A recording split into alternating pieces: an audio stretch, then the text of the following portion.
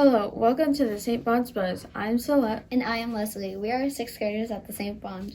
As you know, some of the sixth graders in Mrs. Olson's class are hosting the Buzz this week. But next week, it will be another class's turn.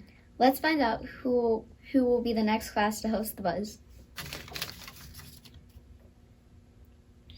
The fourth graders in Mrs. Hendricks' class will host the Buzz next. I know they will do a great job. Fourth graders in Mrs. Hendricks' class, if you are interested in hosting the St. Bon's Buzz, please let Mrs. Hamling know after school and she will get you signed up. Don't feel nervous about hosting. It's easy, isn't it, Leslie? Oh yeah, easy as pie. This week we have another segment of our newest addition to the Buzz, Getting to Know You. Here's our kid reporter Audrey with our featured guest, Mrs. Morton. Hi, Mrs. Morton. Thanks for being on the Buzz. Thank you for having me. We had a lot of questions submitted to our bucket.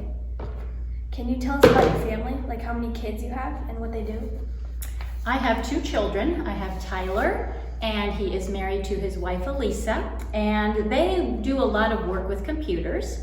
Alyssa is a nursing student at College of St. Mary's, and she is a CNA after she finishes school. And then I have Brenly, my granddaughter, who is 3 years old.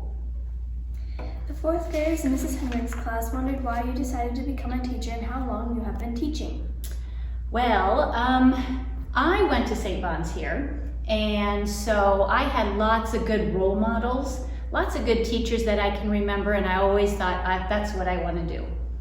I've been teaching for a total of 29 years, 21 years here at St. Bon's, and 8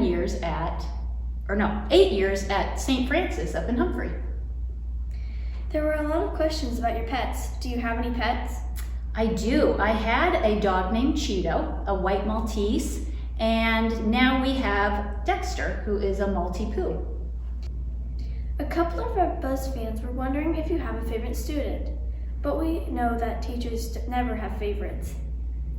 So what would you say makes a kid a good student? A good student is someone who listens, works hard, follows directions, is respectful and kind to everyone. What do you like to do in your spare time? Do you have any favorite sports teams? In my spare time, I like to just spend time with my family.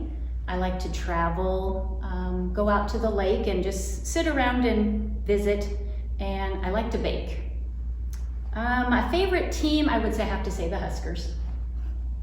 I really like the question from Tucker. He asked, how did you get to be so nice?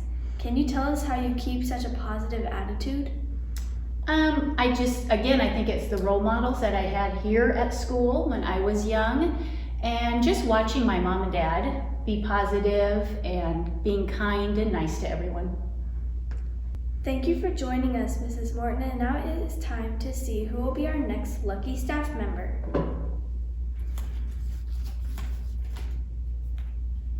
Mrs. Hendricks. Students at St. Bon's, if you have a question to ask Mrs. Hendricks, please drop it in the question box up by the office by Thursday. Back to you, girls. Thanks, Audrey. We will find out more about our featured guests next week.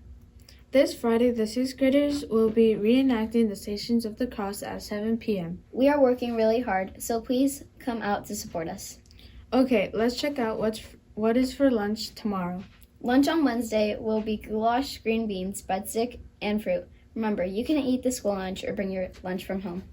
The weather on Wednesday will be 53 degrees and windy. Really? Don't forget to bring your coat. Also, don't forget to bring your water bottle and wear your mask every day. Let's stand and say the same microphone.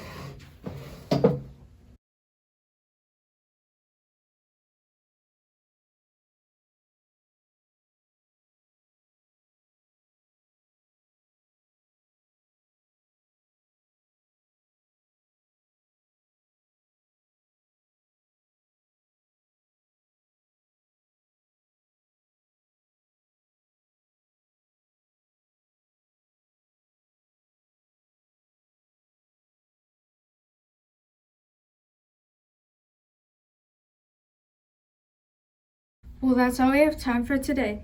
Thanks for joining us on the St. Bon's Buzz. And check out this information about St. Turbius of Mogrovejo, whose feast day is celebrated today. Don't forget to go to the book fair. This is Franciscan Media's Saint of the Day for March 23rd. Today we celebrate Saint Turbius of Mogrovejo. Born in Spain in 1858, Turbius studied church and civil law and taught at the university level. In 1571, he was appointed the chief judge of the church court of the Inquisition at Granada. When the first Archbishop of Lima, Peru died, Turbius was tapped by Rome to succeed him. Still a layman, Turbius initially protested his unworthiness, but he finally consented and was ordained a priest and bishop. Arriving in Peru, he immediately set out to challenge the evils of colonialism, including the oppression of the native population. He also initiated reform among the lax clergy. Turbius leapt into his work, traveling on foot and by mule around his enormous diocese of 18,000 square miles. His first pastoral visit kept him on the road for 7 years. He preached to the Indians in their languages and helped produce a catechism for their use. A model of pastoral sensitivity and courage, Turbius died in 1606. One of the best-loved saints of Peru, he also is the patron of Latin American bishops. There's more about the saints along with inspiration and Catholic resources at our website, saintoftheday.org. From Franciscan Media, this has been Saint of the Day.